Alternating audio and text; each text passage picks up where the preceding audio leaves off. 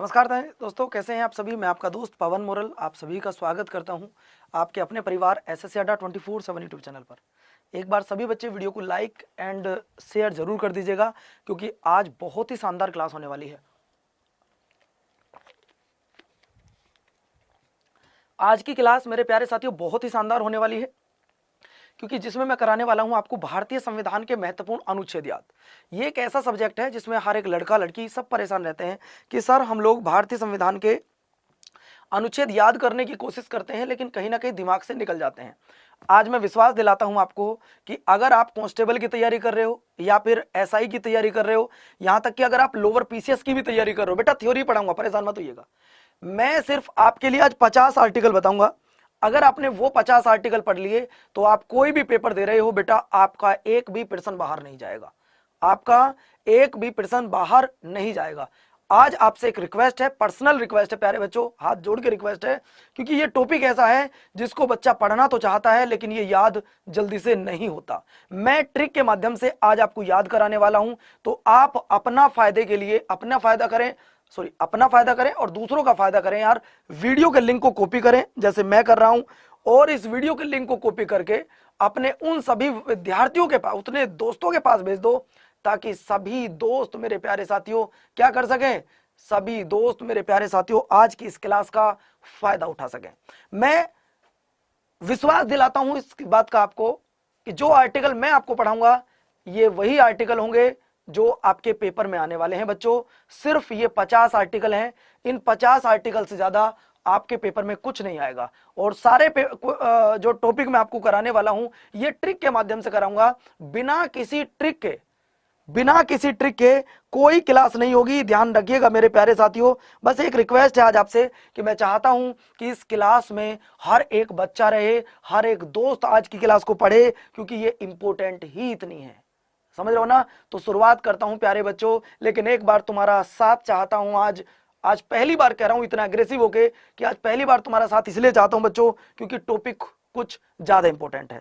आज तक मैंने कोई पीडीएफ किसी बच्चे को नहीं दी है, लेकिन मैं जानता हूं ये टॉपिक बहुत ज्यादा टफ है, ये बहुत ज्यादा टफ टॉपिक होता है, याद नहीं होता है। इसकी पीडीएफ और पीपीटी दोनों आपको मिल जाएंगी, इसकी पीडीएफ एंड पीपीटी दोनों आपको मिल जाएगी। अब हम करते हैं अपनी शानदार सी क्लास की शुरुआत। एक बार मैं वीडियो को शेयर कर देता हूं, आप भी एक बार शेयर कर दीजिएगा, और फिर देखो बच्चों क्या आज मजा आने वाला है क्लास में। तुम भी हंस हंस के अगर याद ना किए तो हमारा नाम पवन मोरल नहीं, ठीक है बच्चों। चलो पहला सवाल, पहली शुरुआत करते हैं प्यारे बच्चों हम आर्टिकल के साथ। तो पहला आर्टिकल आपकी क्लास में ये आ रहा बच्चों। आज हम पढ़ने वाले हैं इंडियन कॉन्स्टिट्यूशन के इंपोर्टेंट आर्टिकल, यानी कि आज की क्लास का जो टॉपिक रहेगा वो सिर्फ यही आर्टिकल टॉपिक रहेगा, इंपोर्टेंट आर्टिकल। सिर्फ आज हमको आर्टिकल ही पढ़ने होंगे, बाकी कुछ नहीं पढ़ना, सिर्फ आर्टिकल। तो प्यारे बच्चों करें शुरुआत। पहला पॉइंट आपके सामने आ रहा है और वो भी ट्रिक के साथ। पहला पॉइंट आपके सामने आ रहा है और वो भी ट्रिक के साथ। सबसे पहले आपको बता दूं कि आज हम पढ़ने वाले क्या हैं। पहले तीन चीज आपको पता होना चाहिए, कि हमारे देश का संविधान कब लागू हुआ। प्रश्न का जवाब दिया जाए, हमारे देश का संविधान कब लागू हुआ, तो आप बताओगे सर 26 जनवरी 1950 के दिन हमारे देश का संविधान लागू हुआ। कब लागू हुआ? 26 जनवरी 1950 के दिन लागू हुआ। उस समय हमारे संविधान में क्या था और आज हमारे संविधान में क्या है। पहला पॉइंट, यह सवाल समझना जरूरी है कि उस समय भारत के संविधान में क्या था और आज क्या है।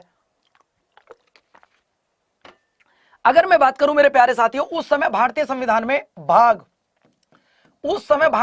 में कितने भाग थे, और मैं अगर आपसे पूछूं आज वर्तमान में भारतीय संविधान में कितना डिफरेंट आ गया है, यानी कि 26 जनवरी 1950 को भारतीय संविधान में क्या था, आज भारतीय संविधान में क्या है। पहला पॉइंट, उस समय भारतीय संविधान में पार्ट कितने थे। पहला सवाल आता है कि उस समय भारतीय संविधान में पार्ट कितने थे, आज कितने हैं, पहला सवाल। दूसरा आता है कि उस समय भारतीय संविधान में अनुच्छेद कितने थे, यानी कि आर्टिकल कितने थे प्यारे साथियों, आज वो आर्टिकल कितने हो गए। तीसरा सवाल देखिए, अनुसूचियां कितनी थी, शेड्यूल उस समय कितनी थी, और प्यारे साथियों आज कितनी है। एक पॉइंट ये आपको बताना है। सबसे पहली शुरुआत हम यहां से करेंगे, हम लोग यहां से करेंगे कि उस समय हमारे देश में क्या था, आज हमारे देश में क्या है। तो उस समय की अगर मैं बात करूं तो उस समय जब हमारे देश का संविधान लागू हुआ था, उस समय पर हमारे संविधान में 22 भाग थे। कितने पार्ट थे? 22 भाग थे। आपको पता है, मुझे भी पता है। लेकिन अगर मैं बात करूं अनुच्छेद कितने थे सर? अनुच्छेद थे 395। अनुच्छेद कितने थे? 395, जिसे हम लोग ओरिजिनल कॉन्स्टिट्यूशन की बात कर रहे हैं। अगर मैं बात करूं मेरे प्यारे बच्चों, अनुसूचियां कितनी थी सर? अनुसूची थी उस समय 8। क्या आज भारतीय संविधान में कुछ बदलाव आया है? क्या आज भारतीय संविधान में कुछ बदलाव आया है? बिल्कुल सर, बदलाव आ चुका है। अगर मैं बात करूं मेरे प्यारे साथियों, बदलाव नंबर फर्स्ट क्या है कि पार्ट की संख्या बढ़कर अब हो गई है 25। पार्ट की संख्या बढ़कर कितनी हो गई है? 25 हो गई है, पहला पॉइंट। दूसरा पॉइंट है बच्चों, अनुच्छेद बढ़कर कितने हो गए हैं? 470 प्लस हो गए हैं। दो बातें हो गई। पहली बात क्या है? अनुच्छेद बढ़कर 470 हो गए और 22 भाग बढ़कर 25 हो गए। और बेटा अनुसूची बढ़कर कितनी हो गई? अनुसूची बढ़कर 12 हो गई। कितनी हो गई? ये हमारे देश में छोटा सा चेंज हुआ है हमारे देश के संविधान में। मुझे उम्मीद है कि आप इस क्लास से आज बहुत कुछ सीखेंगे बच्चों, और बहुत कुछ सीखने के बाद में ये आपके पेपर में आया था इस बार। ये सवाल यूपी पुलिस और दिल्ली पुलिस दोनों में आ चुका है। ये सवाल यूपी पुलिस और दिल्ली पुलिस दोनों में पूछा जा चुका है कि वर्तमान भारत में कितने पार्ट हैं। तो वर्तमान भारत में कितने पार्ट हो गए हैं बेटा? तो वो हो गए आपके कितने भाग? वो आपके 25 भाग हो गए हैं। अगर मैं बात करूं मेरे प्यारे साथियों, देखो हिंदी इंग्लिश दोनों में देखो पार्ट कितने हैं? पार्ट बढ़कर 25, अनुच्छेद आर्टिकल बढ़कर 470 और शेड्यूल बढ़कर हो गई बेटा 12। कितनी हो गई? 12। आप शेड्यूल भी 12 हो गई। क्या आपको 25 के 25 भाग याद करने होंगे? नहीं। जो भारतीय संविधान के महत्वपूर्ण भाग हैं वो आपको याद करने होंगे, और जो अनुसूची है वो 12 की 12 याद होनी चाहिए। और अब मैं आपको लेके चलता हूं ट्रिक की तरफ। ट्रिक क्या है? चलो बच्चों, ट्रिक क्या है? तो ट्रिक देखो, आपको लेके चलता हूं बेटा ट्रिक की तरफ। सबसे पहली बात अगर मैं बात करूं मेरे प्यारे साथियों, दो अनुच्छेद ऐसे हैं जिनकी कोई ट्रिक नहीं है। दो अनुच्छेद ऐसे हैं जिनकी कोई ट्रिक नहीं है, यानी कि अनुच्छेद नंबर फर्स्ट और अनुच्छेद नंबर सेकंड। इनकी मैं कोई ट्रिक नहीं बना पाया बच्चों, है भी नहीं, कोई ट्रिक मिल भी नहीं पाई।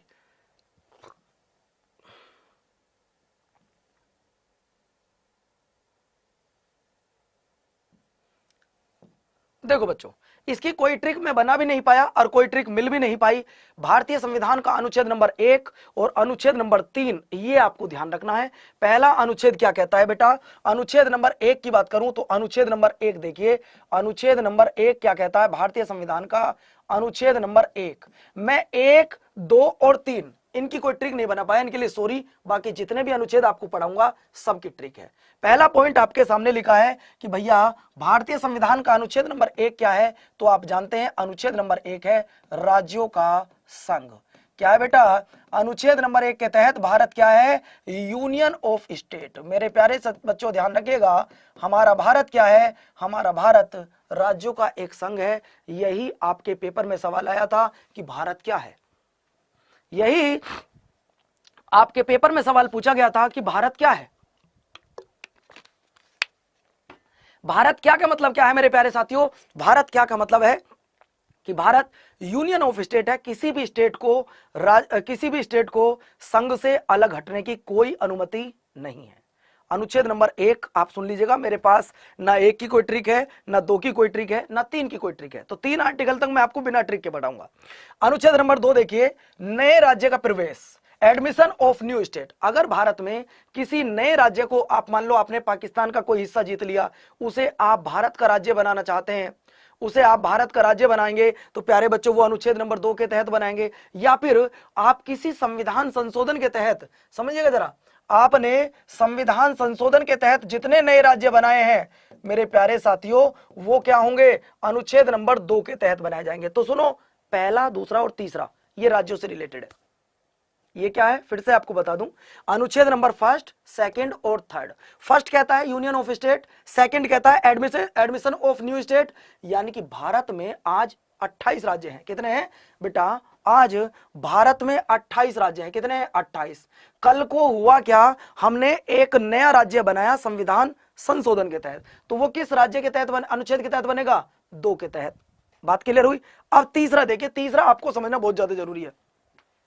तीसरा अनुच्छेद आपको समझना बहुत ज्यादा जरूरी है, जहां पर लिखा राज्य के क्षेत्रों की सीमा और नाम बदल देना। मैं आपको समझाऊंगा, 2 और 3 को अच्छे से समझिएगा।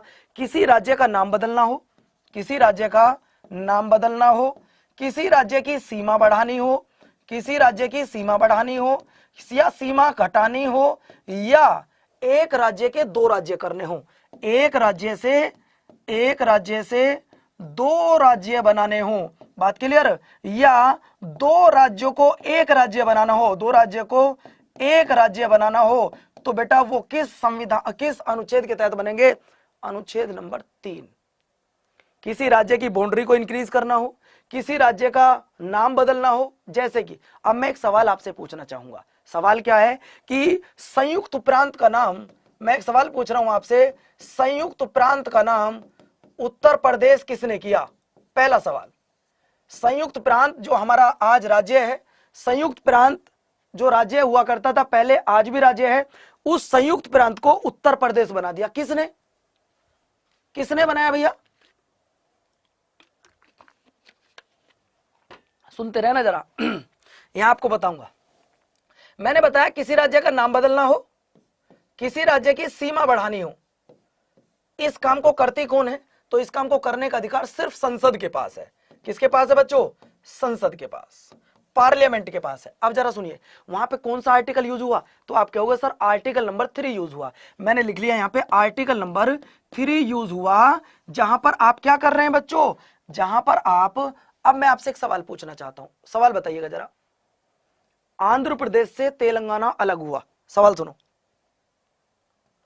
आंध्र प्रदेश से तेलंगाना अलग हुआ, एक नया राज्य बना, यहां पे आर्टिकल नंबर 2 यूज हुआ या 3 यूज हुआ? इतना बता दो बस।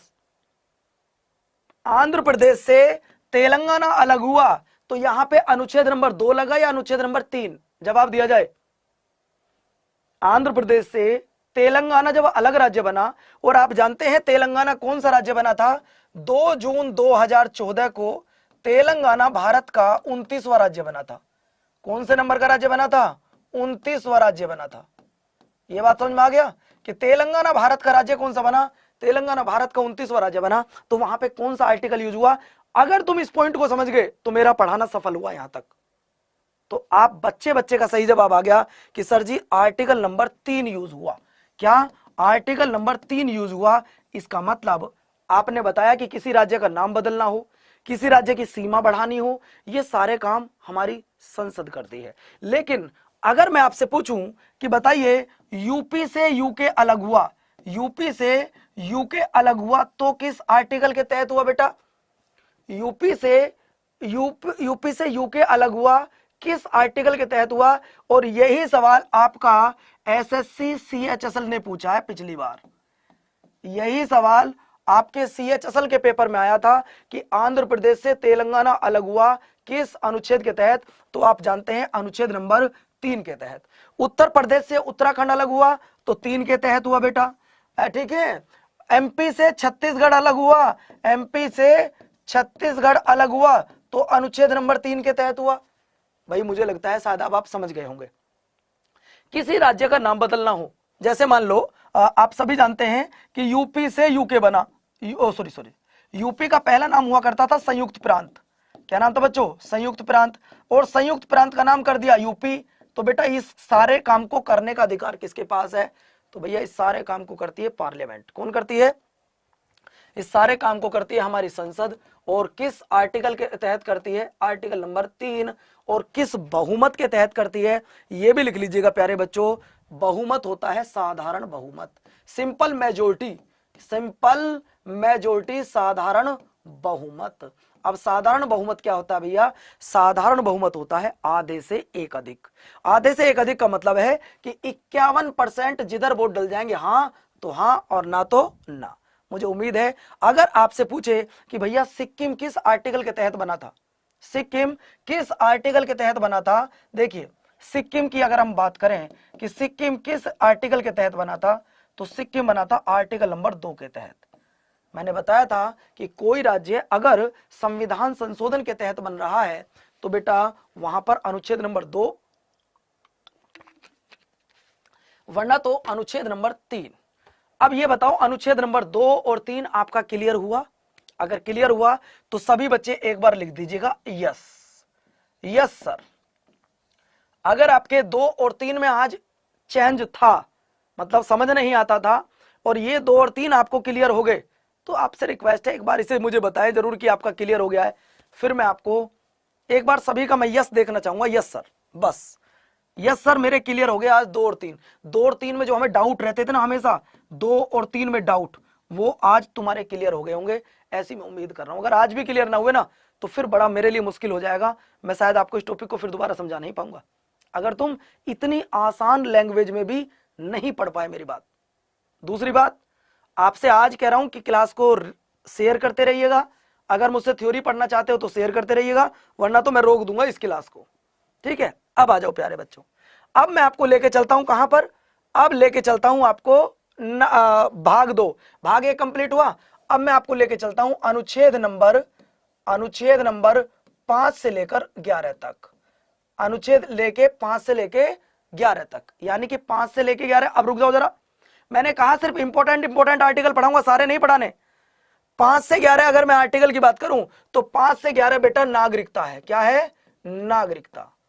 आप जानते हैं कि मेरे प्यारे साथियों, अगर मैं बात करूं कि नागरिकता, मेरे प्यारे बच्चों आप अच्छी तरीके से जानते हैं नागरिकता को याद करने के लिए मैंने एक ट्रिक बनाई है, और वो ट्रिक कौन सी है बच्चों? ट्रिक सुन लीजिएगा, ट्रिक है नाग पंचमी। मैंने एक ट्रिक बनाई है नाग पंचमी, सुनते रहना दोस्तों। नागरिकता के लिए मैंने एक ट्रिक बनाई है, और ट्रिक है मेरे प्यारे बच्चों नाग पंचमी, यानी कि नागरिकता कितने प्रकार से ली जा सकती है? 5। फिर सुन लो बेटा, ट्रिक बताना कैसी लगी। नागरिकता कितने प्रकार से ली जा सकती है? पंच मतलब होता है 5, तो नागरिकता ले सकते हैं 5 प्रकार से। नागरिकता कितने प्रकार से ले सकते हैं? 5 प्रकार से। अगर आप लोग इतना समझ पाए तो अच्छी बात, नहीं समझ पाए तो इधर आ जाओ।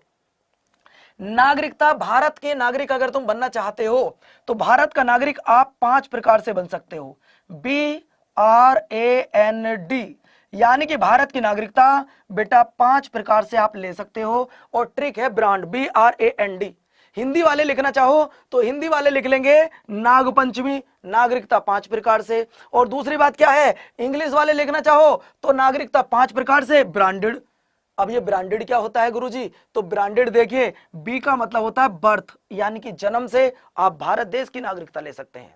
आप सुनिएगा अगला, आर फॉर रजिस्ट्रेशन, पंजीकरण से आप भारत की नागरिकता ले सकते हैं। ए फॉर होता है एरिया, क्षेत्रफल या निवास के आधार पर भारत की नागरिकता ले सकते हैं। सर आगे चलिए, मजा आ रहा है तो।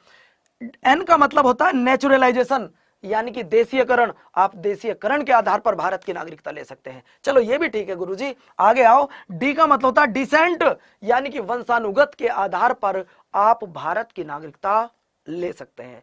सवाल यही पेपर में आता है कि बताओ बच्चों, सवाल आएगा पेपर में कि नागरिकता भारतीय संविधान के कौन से पार्ट में है? तो नागरिकता भारतीय संविधान के किस पार्ट में है? पार्ट नंबर 2, पहला क्लियर। दूसरा, किस अनुच्छेद में है? 5 से लेके 11 तक। नागरिकता कितने प्रकार से ली जा सकती है?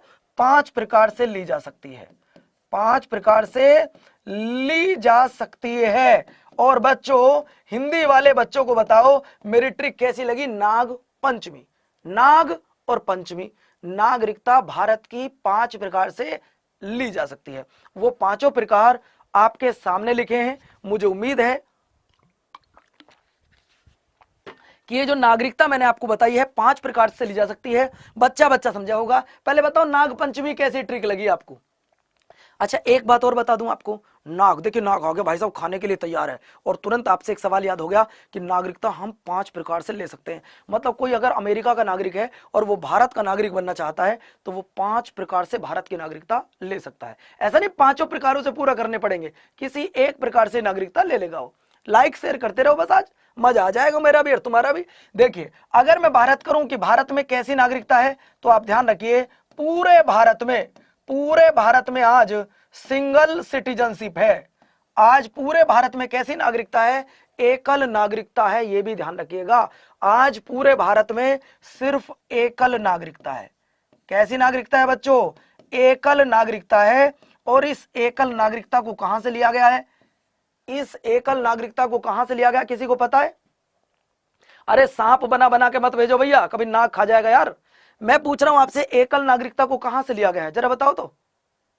अरे ये जीएस है, आसान नहीं होती, कबूतरबाजी नहीं है, लिए उड़ा दिया जीत गए। एकल नागरिकता को कहां से लिया गया है ये आपको बताना है। तो प्यारे बच्चों, एकल नागरिकता को लिया गया है ब्रिटेन के संविधान से, इंग्लैंड के संविधान से। कहां से प्यारे साथियों?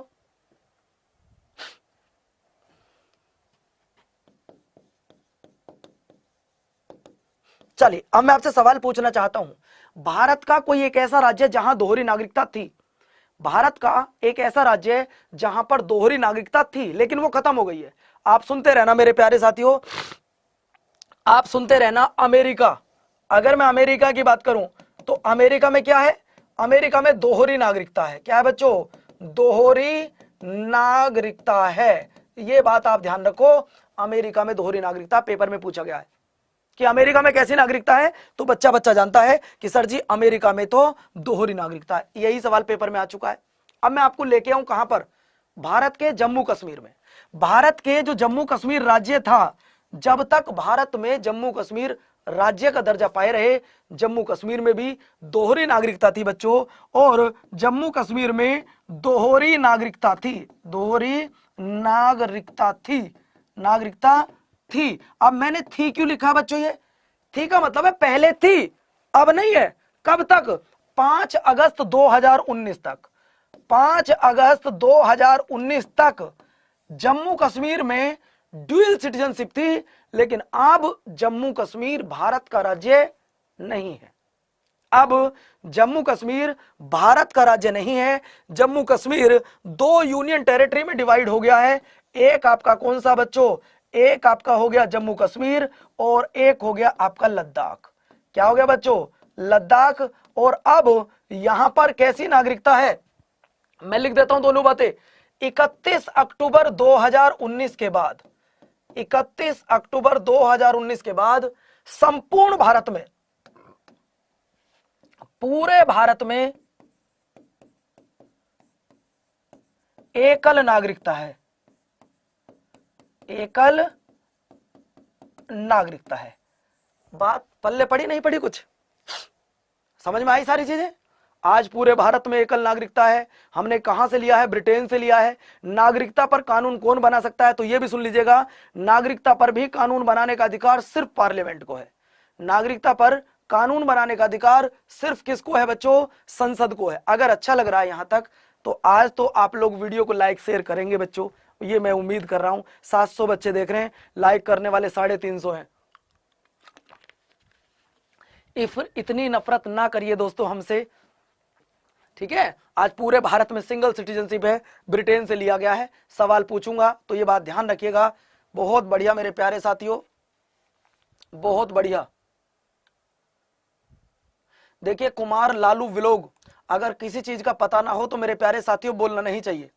ये बात मैं आपको बता दूं, आप एक विद्यार्थी हैं, विद्यार्थी की गरिमा को मत भूलिए, समझ रहे हो ना? आपको जिस सच्चाई के बारे में पता ना हो, सच्चाई को चुप रखिए, फालतू का बकवास मत कीजिए यहां पर, ठीक है? आप एक विद्यार्थी हैं, विद्यार्थी की मर्यादा में रहिए, समझ रहे हो ना भैया? हम भी कभी विद्यार्थी थे, आप भी विद्यार्थी हैं। एक विद्यार्थी का काम होता है सिर्फ पढ़ना। फालतू की बातें में इधर उधर में अगर आप अपना टाइम वेस्ट करोगे तो ये ध्यान रखना बच्चों, कहीं ना कहीं आप अपने सिलेक्शन से पीछे चले जाओगे। मर्जी आपकी है दोस्त, मेरा कहने का उद्देश्य था, आपको मैं कह चुका हूं, बुरा मत मानिएगा, सच यही है। विद्यार्थी का काम सिर्फ पढ़ना होता है। कौन क्या कर रहा है, कहां पढ़ा रहा है, मारो छोड़ी गोली एक तरफ, आप पढ़ने पे ध्यान दो बस। आइएगा, तो मेरे प्यारे साथियों आज मैंने आपको पढ़ाने की कोशिश की है। क्या मेरी ट्रिक थी मेरे प्यारे साथियों? अनुभाग 2 5 से 11। और आपको बता दूं मेरे प्यारे बच्चों, इसकी ट्रिक थी नाग पंचमी। इसकी ट्रिक क्या है? नाग पंचमी। अब आ जाओ तीसरे पार्ट पर। क्या तीसरे पार्ट की कोई ट्रिक है? बिल्कुल है। अब मैं इस ट्रिक के बारे में आपको बताता हूं, इस ट्रिक के बारे में आपको बता दूं। उससे पहले देखिए, भाग 3 में है मौलिक अधिकार। भाग 3 में क्या है? मौलिक अधिकार। सबसे पहला सवाल आपको बता दूं कि मौलिक अधिकारों को कहां से लिया गया है। पहला सवाल, मौलिक अधिकारों को कहां से लिया गया है? तो आपको बता दूं कि इन्हें अमेरिका से लिया गया है। मौलिक अधिकारों को कहां से लिया गया है बेटा? अमेरिका से लिया गया है, ये भी सवाल पूछा गया है। अगला सवाल मैं आपसे पूछना चाहता हूं, पहले यानी कि स्टार्टिंग में, प्रारंभ में मौलिक अधिकार कितने थे, जरा बताना बच्चों। प्रारंभ में मौलिक अधिकार कितने थे, आपको ये छोटी सी बात बतानी है। जी मालिक, अब बोल दीजिए, आइए माइक दे देते हैं। बिल्कुल बिल्कुल सर, थैंक यू सर, आपने हमें देखिए ये अपना टाइम इन्होंने दिया है हमारी क्लास में आके, इसके लिए हम शुक्रगुजार हैं तुम्हारे। अरे नहीं नहीं सर, हम शुक्रगुजार हैं कि आपने हमें अपनी क्लास में आने की अनुमति दी। तो पहले तो सभी दोस्तों को कहते हैं एक बार गुड मॉर्निंग। आप सभी लोग, जितने लोग मुझे यहाँ पर लाइव देख रहे हैं, आप सभी को बता दूं, CHSL tier 1 plus tier 2 plus CGL tier 1 और टीयर 2 दोनों को ध्यान में रखते हुए मैं आप सभी लोगों के लिए आज से एक नए बैच की शुरुआत कर रहा हूँ, जो कि होगा, जिसकी टाइमिंग है 1 बजे से लेके 2 बजे के बीच में। जैसे ही सर की क्लास खत्म होगी, मेरी मैथ की स्पेशल क्लास स्टार्ट होगी, जिसमें मैंने देखो यूजुअली क्या होता है कि आप लोग हर जगह टीयर 1 पढ़ रहे हैं सर, ये बात है कि नहीं है? बिल्कुल पढ़ाते भी नहीं और एक्चुअली क्या है कि मेरा उद्देश्य ये है कि यहाँ पर मुझे बहुत ज्यादा बच्चों को पढ़ाने का शौक नहीं है, लेकिन अब कहीं ना कहीं एक चीज मैं आपसे कहूंगा, वो टीयर 2 की स्पेशल क्लासेस रहेंगी।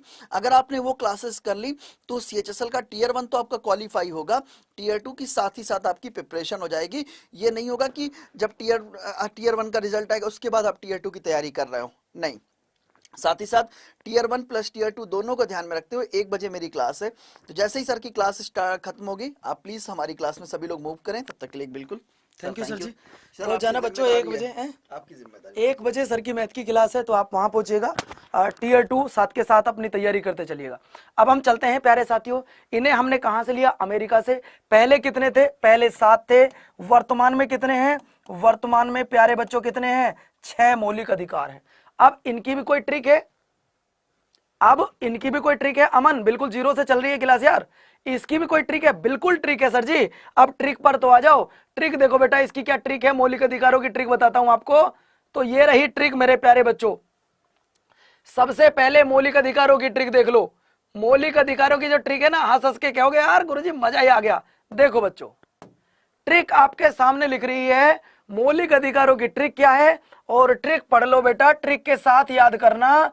मौलिक अधिकार, पहला पॉइंट, मौलिक अधिकार समस्त शोध संस्कृति के आधार पर, समस्त शोध संस्कृति के आधार पर। प्यारे बच्चों, पहला सवाल तो आपको बता दूं कि इन्हें कहां से लिया गया है, तो इन्हें लिया गया है इन्हें लिया गया कहां से, इन्हें लिया गया अमेरिका से। कहां से, अमेरिका से इन्हें लिया गया, पहला पॉइंट, ये ध्यान रखिएगा। दूसरा पॉइंट आपको बता दूं प्यारे बच्चों, इन्हें किस भाग में रखा गया। अगर आपसे पूछे सर पार्ट बताइए, तो पार्ट था आपका 3। अगर आपसे पूछे सर अनुच्छेद बताइए, अनुच्छेद क्या था, तो सर अनुच्छेद था 12 से 35। सर पहले इनकी संख्या कितनी हुआ करती थी, स्टार्टिंग में 7, सर वर्तमान में कितनी है, 6। अब आपको सारे के सारे मैं ट्रिक से याद कराऊंगा। वो ट्रिक देखिए, हो सकता है जो इनको मैं पहले पढ़ा चुका हूं उनको ये याद भी हो, तो देखो बच्चों ध्यान देना जरा 1 मिनट के लिए। यहां क्या लिखा हुआ है आप देखो जरा बेटा। आर्टिकल नंबर 14 से 18 तक सम का मतलब होता है समानता का अधिकार, राइट टू इक्वलिटी, यानी कि बेटा समानता का अधिकार। किसका अधिकार, समानता का अधिकार, राइट टू इक्वलिटी। मेरे दोस्तों ये कहां पर है, अनुच्छेद नंबर 14 से लेकर 18 तक, पहला पॉइंट। दूसरा पॉइंट क्या है प्यारे बच्चों, 19 से 22 स्वतः का मतलब होता है राइट टू फ्रीडम, स्वतंत्रता का अधिकार। क्या है बच्चों, ये दूसरा है आपका स्वतंत्रता का अधिकार, स्वतंत्रता का अधिकार मेरे प्यारे बच्चों। Right to freedom, right to equality, right to freedom. अब मैं तीसरे पर आता हूं। तीसरा क्या कहता है, 23-24 सो का मतलब क्या होता है गुरुजी, शोषण के विरुद्ध अधिकार। क्या होता है बच्चों, शोषण के विरुद्ध अधिकार, शोषण के विरुद्ध अधिकार। अब ये क्या है शोषण, शोषण क्या होता है गुरुजी। देखिए मैं आपको पॉइंट 0 से बताता हूं, बिल्कुल आप लोग लाइक करना मत करना, पढ़ो। आप लोगों ने अपने घर पे कोई मजदूर बुलाया, समझिएगा, आपने अपने घर पे कोई मजदूर बुलाया। उस मजदूर की मेरे प्यारे बच्चों जो सैलरी थी एक दिन की वो 100 रुपए, मतलब जो उसका दिन का वेतन बन रहा था वो 100 रुपए बन रहा था। आपने क्या किया, जब वो अपने घर गया तो आपने उसे प्यार से बात ना करके गाली देकर उससे बात की, और बच्चों उसे 100 रुपए ना देकर आपने उसे 50 रुपए में, चल भाग यहां से, 50 रुपए और रुपए हमारे पास नहीं है। ये क्या है भैया, ये भी आप एक तरीके से शोषण कर रहे हैं। ये भी क्या कर रहे हैं, आप एक तरीके से शोषण कर रहे हैं बच्चों। फिर से आपको बता दूं, इसे बोलते हैं राइट टू एक्सप्लेनेशन। ठीक है बच्चों, ये ध्यान रखिएगा। आपको बता दूं मेरे प्यारे बच्चों, आप अगले धा का मतलब होता है, इस धा का मतलब होता है बेटा धार्मिक, राइट टू रिलीजियन। लिखते रहो साथ के साथ, धार्मिक स्वतंत्रता का अधिकार, धार्मिक स्वतंत्रता का अधिकार। यानी कि जो धर्म का अधिकार होता है बेटा, वो हमारा एक मौलिक अधिकार होता है। धर्म का जो अधिकार होता है वो मौलिक अधिकार होता है। आप जब चाहें, जैसे चाहें अपना धर्म चेंज कर सकते हैं।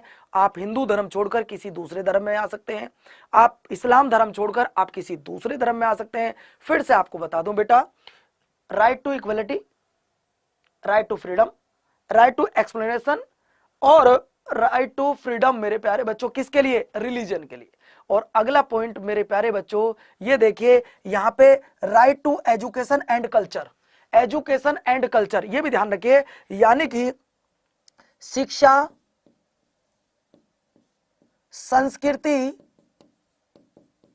व अल्पसंख्यकों का अधिकार, अल्पसंख्यकों का अधिकार, ये किस आर्टिकल में है, अनुच्छेद नंबर 29 और 30। और मैं अगले पर अगर आपको लेके चलूं तो बेटा अनुच्छेद नंबर 32 क्या कहता है, संवैधानिक उपचारों का अधिकार, राइट टू रिमाइंड्स, संवैधानिक उपचारों का अधिकार, जो कि आपका इसी अनुच्छेद को डॉक्टर भीमराव अंबेडकर ने संविधान की आत्मा कहा था। इसी अनुच्छेद को डॉक्टर भीमराव अंबेडकर ने क्या कहा था, देखिए। अच्छा, इसे इंग्लिश में क्या बोलते हैं, इसे लिख लीजिएगा, right to education and culture, right to education and culture, right to reminds, ये आपके होते हैं मौलिक अधिकारों की ट्रिक। मुझे उम्मीद है कि आज की क्लास तुमने बहुत मजे में सीखी है, बहुत फर्स्ट क्लास। अच्छा, एक बच्चा पूछ रहा सर 12 में क्या है, तो बेटा 12 में आर्टिकल फंडामेंटल राइट की डेफिनेशन है। आज हमने 32 तक किए, 32 के आगे देखते हैं। 32 के आगे देखो बेटा, 32 के आगे से पहले, अब मैंने 40 मिनट आपको थ्योरी पढ़ा ली है, अब मैं आपसे कुछ एमसीक्यूज पूछ लूं। इससे आगे कल पढ़ेंगे, थोड़े से एमसीक्यूज पूछ लूं आपसे। सर ये 2 क्लास में बेटा 3 क्लास में होंगे ये, आपसे कुछ क्वेश्चन पूछ लूं मैं। अब 31 में क्या है, 31 की अगर मैं बात करूं तो 31 को खत्म कर दिया बेटा, 31 को खत्म कर दिया, जिसमें राइट टू प्रॉपर्टी हुआ करती थी। क्या थी, राइट टू प्रॉपर्टी, इसे खत्म कर दिया है राइट टू प्रॉपर्टी को, और आज राइट टू प्रॉपर्टी को लीगल राइट बना दिया है। क्या मैं आपसे अब कुछ क्वेश्चन पूछ सकता हूं बच्चों 32 तक, पूछ लूं? तो चलो तैयार हो जाइए टेस्ट के लिए, तैयार हो जाइए बच्चों टेस्ट के लिए। और पहला क्वेश्चन आपकी स्क्रीन पर ये आ गया, जो मैंने आपको नहीं भी पढ़ा है ना, वो भी सवाल आएंगे, ध्यान रखना, कोई परेशान हो जाओ।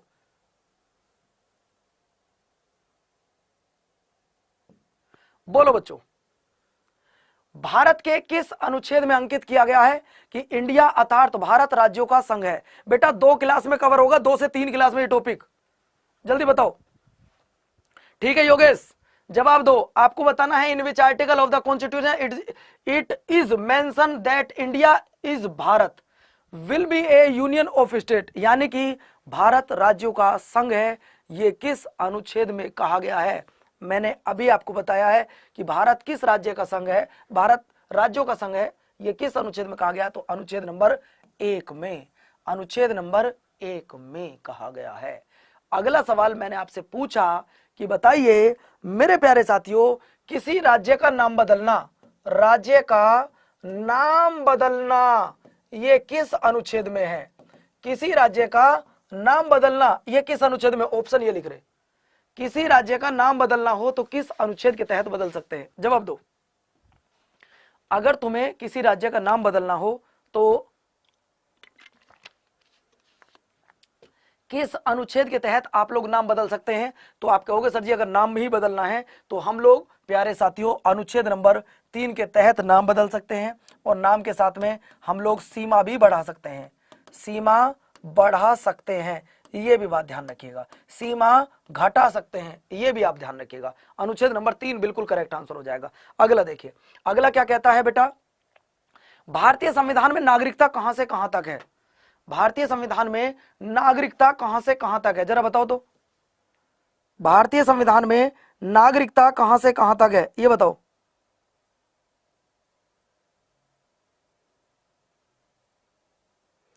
भारतीय संविधान में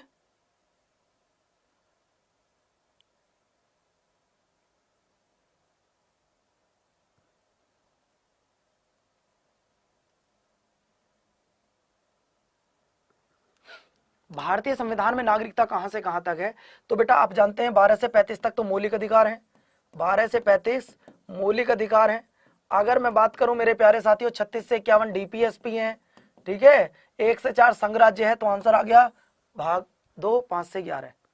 आज देखो तुम्हारे 10 सवाल पूछूंगा, 10 के 10 ठीक होंगे, और मुझे जब बहुत खुशी होगी जब तुम 10 के 10 ठीक करके कहोगे गुरुजी आज वास्तव में हमें पढ़ने में आनंद आया है। तो मैं बस यही चाहता हूँ, बाकी तो कुछ मेरी ऐसी इच्छा नहीं है कि मैं आपसे ये कहूँ कि ये करो वो करो फलाना दिखाना, लेकिन आप खुश होकर ये कह देना कि गुरुजी आज जो पढ़ाया ना खुश सब तरीके से क्लियर हो गया। अगला देखिए, अगला है भारतीय संविधान में मौलिक अधिकार कहां से कहां तक है? भारतीय संविधान में मौलिक अधिकारों को कहां से कहां तक रखा गया है? बताओ बच्चों, मौलिक अधिकारों को कहां से कहां तक रखा गया है? सवाल का जवाब अभी नहीं दिया है। मौलिक अधिकारों को कहां से कहां तक रखा गया है ये बताना है आपको।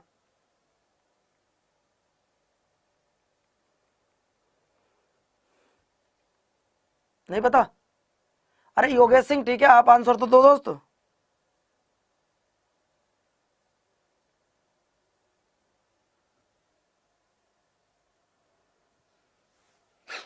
नहीं है किसी के पास? अरे वाह यार, मात्र 700 750 बच्चे में से जवाब देने वाले कितने बच्चे हैं? मात्र 25 बच्चे। 25 बच्चों का जवाब आया भी अभी तक कि इसे किस आर्टिकल में रखा गया है। तो इन्हें 12 से 30 नहीं जी, 15 से 35 नहीं जी, 14 से 32 नहीं, 12 से 35 तक। कहां से लिया गया है सर? अमेरिका से, अमेरिका से लिया गया है। अगर मैं आपसे पूछूं वर्तमान समय में कितने मौलिक अधिकार हैं? वर्तमान समय में कितने मौलिक अधिकार हैं बेटा? वर्तमान समय में कितने मौलिक अधिकार हैं?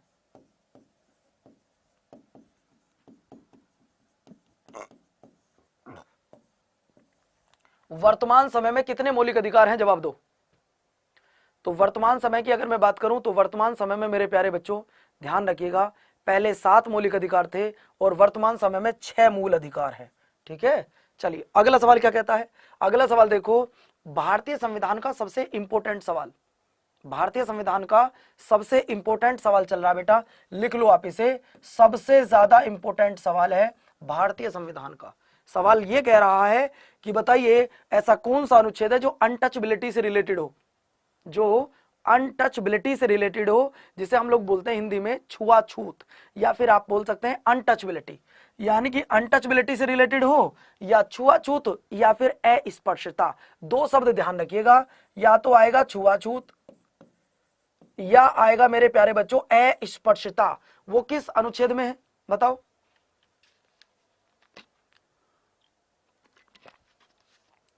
देखिए आज खुशी इस बात को देखकर है कि 800 पढ़ रहे हैं और जवाब सबका आ रहा है। ठीक है, तो बेटा वो कौन सा है ये आपको बता दूं, अनुच्छेद नंबर 17। ऐसा क्यों? ऐसा इसलिए यहाँ पे 6 प्रकार की स्वतंत्रता है, 6 प्रकार की स्वतंत्रता दी गई है यहाँ पे। और अगर मैं बात करूं बच्चों यहाँ पे अवसर की समानता, किसकी? अवसर की समानता को यहाँ पर दर्शाया गया है। अगर यहाँ बात करूं तो विधि के समक्ष समानता है, विधि के समक्ष समानता है। ठीक है, अगला सवाल देखिए, अगला सवाल है भारतीय संविधान के किस अनुच्छेद में निर्वाचन आयोग को दर्शाया गया है? भारतीय संविधान के किस अनुच्छेद में निर्वाचन आयोग को रखा गया है? बोलो भैया जल्दी से। अरे हो जाती है मिस्टेक यार, कोई बड़ी बात नहीं है, मुझसे हो गई, कोई बात क्या हो गई, आप परेशान क्यों रहे? आप मुझे ये बताइएगा कि निर्वाचन आयोग किस अनुच्छेद में है। अगर मैं निर्वाचन आयोग की बात करूं, अरे बच्चों हो गई गलत, गलत पढ़ा दिया बेवकूफ। आपको बता दूं मेरे प्यारे बच्चों, वो हो जाएगा आपका 324। क्या हो जाएगा? 324। सवाल बताओ, भारत में प्रथम मुख्य चुनाव आयुक्त कौन था? भारत में प्रथम मुख्य चुनाव आयुक्त कौन था?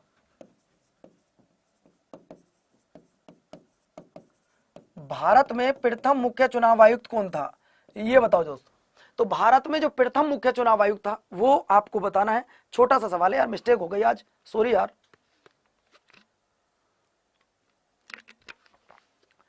आपको बताना है मेरे प्यारे साथियों कि भारत के मुख्य न्यायाधीश पहले कौन थे। तो प्यारे बच्चों आपको बता देना चाहता हूं, तो भारत के पहले मुख्य न्यायाधीश भी आपको बताऊंगा, हीरालाल जेठानिया है। भारत के पहले मुख्य चुनाव आयुक्त की बात करूं तो ये थे सुकुमार सेन। कौन थे लाडलो? सुकुमार सेन। ठीक है, अगले पॉइंट पर मैं आपको लेके चलता हूं। सवाल क्या पूछ रहा है, नियंत्रक एवं महालेखा परीक्षक किस अनुच्छेद में है? नियंत्रक और महालेखा परीक्षक किस अनुच्छेद में? जवाब दो, लाइक करो और शेयर करो। जवाब दो और लाइक करो, शेयर करो, आपकी मर्जी है। आपको अच्छा लगे तो प्यार दो बच्चों वीडियो को।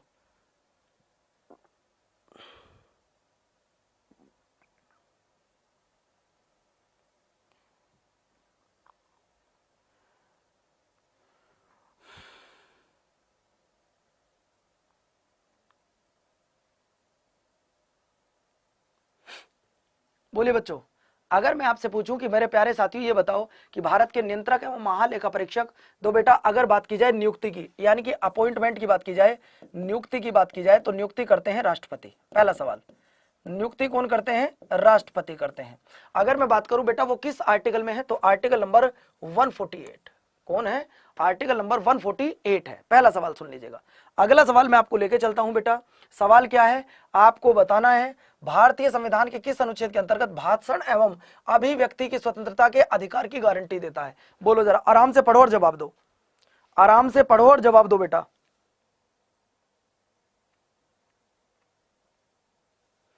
आराम से पढ़ो और जवाब दो बेटा। जिनकी डेट ऑफ बर्थ 1 जनवरी 2004 के बाद है उनका फॉर्म नहीं भरा जाएगा, ये बात आप सुन लो। अब एक बार कमेंट्स करो या 2 बार कमेंट्स को, मैं तो सुन चुका हूं। ठीक है, मैं थक गया हूं इस बात का जवाब दे देते। आपको इस प्रश्न का जवाब देना है जो आपके सामने लिख रहा है। बोलो बच्चों।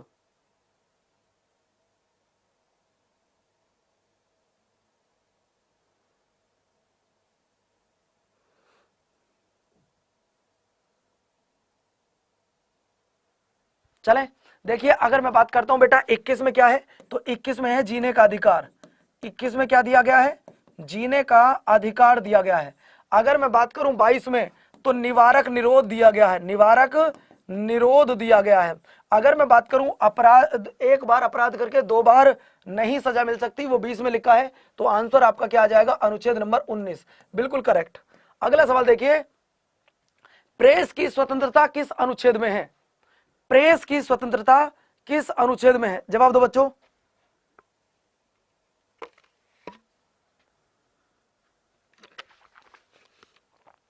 एक कह रहा गुरुजी थ्योरी पढ़ाओ, थ्योरी। अरे बच्चे थ्योरी पढ़ा के तो टेस्ट ले रहा हूं। अब तो मैंने थ्योरी पढ़ा दी, अब तो टेस्ट चल रहा है, टेस्ट दो जल्दी से। आपको समझ नहीं आता क्या? थ्योरी पहले पढ़ा चुका हूं। आकाश राणा, बेटा थ्योरी पढ़ा चुका हूं 40 मिनट, 20 मिनट का टेस्ट करा रहा लास्ट में। तो आपको बता दो संविधान के किस अनुच्छेद में प्रेस की स्वतंत्रता है? तो बेटा यहां विधि के समक्ष समानता। क्या है? विधि के समक्ष समानता की बातें की गई है, और यहां पर शिक्षा की बात की गई है, राइट टू एजुकेशन। ये आपका धर्म की बातें की गई है, धर्म का अधिकार। तो आंसर हो जाएगा अनुच्छेद नंबर 19 का फर्स्ट पार्ट, अनुच्छेद नंबर 19 का फर्स्ट पार्ट। आज का अंतिम सवाल देखिए, अंतिम सवाल क्या कहता है? सवाल आपके सामने लिखा है, बोलिएगा जरा, बोलिएगा बच्चों, बोलिएगा प्यारे साथियों। अगला सवाल देखिए, निम्नलिखित में से बच्चों के शोषण से संबंधित कौन सा अनुच्छेद है? जो बच्चों के शोषण से संबंधित है अनुच्छेद। क्लास किस टाइम शुरू होती है? 12 बजे। क्लास हमारी डेली शुरू होती है 12 बजे। और ये ध्यान रखो, ये टॉपिक आपका 2 दिन चलेगा। और ये भी सुनिएगा, आपको बता दूं 3 दिन होगी आपकी पॉलिटी और 3 दिन होगी आपकी ज्योग्राफी। ये भी आप जरा सुन लीजिएगा। और हाँ, एक बात आप सबको बता दूं मेरे प्यारे बच्चों,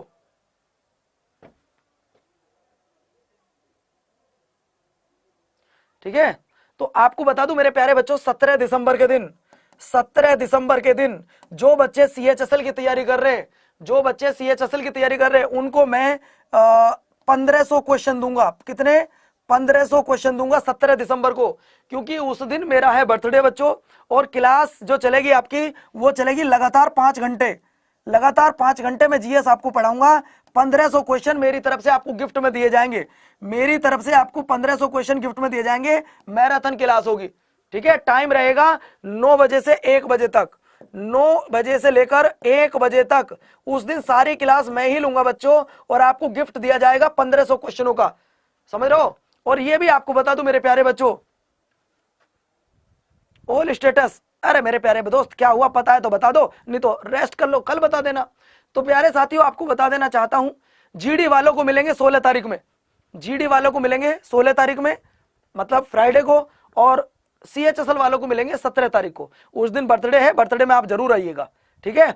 16 तारीख में आपको मिलेंगे जीडी वालों को, 17 तारीख में मिलेंगे मेरे प्यारे बच्चों एसएससी सीएचएसएल वालों को। तो इस क्लास का आंसर क्या आएगा प्यारे बच्चों, आज शुभम का बर्थडे है, उनको हैप्पी बर्थडे। तो प्यारे बच्चों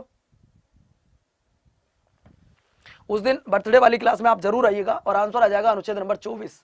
10 में से 10 किसके ठीक हुए बच्चों। और सुनिएगा, आज से हमारा बैच स्टार्ट हो रहा है, आज से हमारा बैच स्टार्ट हो रहा है। अब जरा वहां आते हैं, अब जरा मुद्दे की बात करते हैं बच्चों। मुद्दा क्या कह रहा है, आज जो बच्चे चाहते हैं कि पवन सर के साथ हमें जुड़ना है, और जुड़कर आज हमें थ्योरी स्टार्ट कर देनी है, continue daily continue theory start करनी है। आप लोग, अरे भैया ऑल स्टेटस अगर आपको नहीं पता तो मत बताओ दो, तो कल बता देना, आप क्यों परेशान हो। आज जिनका बर्थडे है उनके लिए हैप्पी बर्थडे की बहुत बहुत बधाई मेरी तरफ से यार, पूरी टीम की तरफ से। और मेरी क्लास करने के बाद आपको कैसा लगता है एक बार ऑफलाइन कमेंट्स करके जरूर बताना। मैं आपको कितना अच्छे से आज का टॉपिक समझा पाया। आप अगर मेरे साथ पढ़ना चाहते हो, जुड़ के पढ़ना चाहते हो, तो बेटा आप क्या करेंगे, आज हमारा जो बैच स्टार्ट हो रहा है उस बैच में सभी बच्चे अपना एनरोल कर लेंगे। देखिए मुझे पता है आप में से आधो बच्चों के माँ बाप किसान हो सकते हैं, आधे बच्चों के माँ बाप हो सकता है कोई अच्छे बिजनेसमैन भी हो, लेकिन हर माँ बाप ये चाहता है कि मेरे बेटे की इस बार जॉब लग जाए। तो बेटा अगर आप माँ बाप का सपना साकार करना चाहते हो तो आज से हमारा बैच स्टार्ट हो रहा है। और ये बैच मेरे प्यारे साथियों आपको बता दूं, ऑल कोर्स जाओ, ऑल कोर्स सेलेक्ट करो, एसएससी पे आओ, ये रहा एसएससी सीएचएसएल। बेटा जो संजीवनी बैच है उसमें टीयर फर्स्ट और टीयर सेकंड दोनों ही एग्जाम क्लियर होंगे। जो आरंभ बैच है ये बैच हमारा आज से स्टार्ट है, ये भी और ये भी।